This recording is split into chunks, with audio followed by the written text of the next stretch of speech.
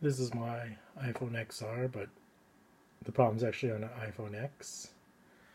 If you go and search earphone, iPhone X not working, it's actually a common problem. I may end up returning the iPhone X and try to get a replacement, but probably is just a software issue that Apple needs to fix.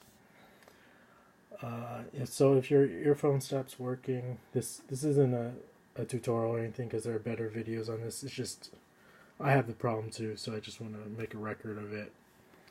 So if you have the problem, just try resetting it with the power and volume down keys or volume up keys, holding it together, and just shut it down and then power it back up again, and hopefully it fixes your earphone earpiece not working on your phone. So